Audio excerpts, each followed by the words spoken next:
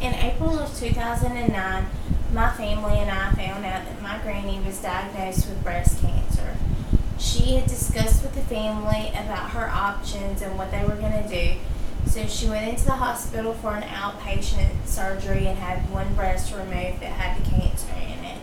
She then immediately began radiation and chemotherapy. And a couple of months right after having the chemo and the radiation, she began to get fatigue, lose weight, lost her appetite. She lost all of her hair by Christmas, and things like that, and she became very weak.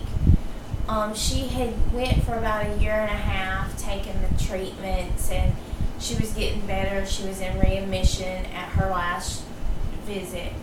So then a couple of months after being in readmission, she started having back pains to where she couldn't get up out of the bed, couldn't go from one room to another, couldn't go outside, plant flowers, couldn't have anything to do with her great-grandchildren because she was in so much pain.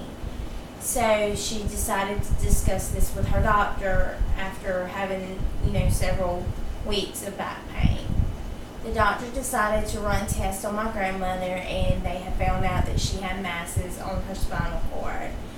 Also, not only was she had the masses on her spinal cord, but she had masses on her lungs as well. So she had bone cancer and lung cancer. She had called all the family, and we all discussed it, and my grandmother decided that she was not going to have the chemo and the radiation because of the side effects that had happened from the first round. So she came to Sunday school one morning, and she had discussed it with her Sunday school kids about that she wouldn't no longer be able to teach them because she was hurting so bad.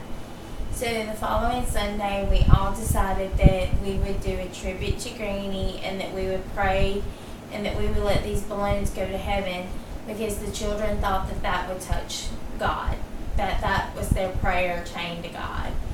So we had a tribute to my grandmother that Sunday, and then in November of 2014, my granny got admitted into Anderson's Hospital for dehydration, where she only thought that she would be there just a couple of days for the dehydration.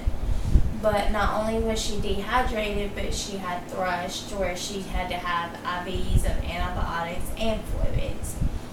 So the next morning, I had dropped my boys off at school, and I had went to see my grandmother, and some of my family was there, and we were talking, and I was doing some homework because finals were coming up, and my granny had asked all of us to be quiet because we were all going to pray. So we prayed for her and for her to get better.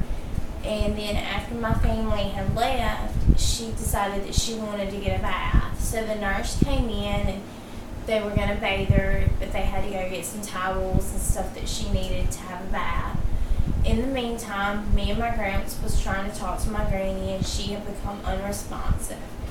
I went and got the nurse and had already called some family, and the nurse came in with her head nurse, and they started doing compressions on my grandmother, and they had revived her, and they got her down to ICU, where she was hooked up to life support for about 4 or 5 hours that day, until my uncle could get there to let them know what the decision would be. So then we decided to let my granny go and be with God in her heavenly home.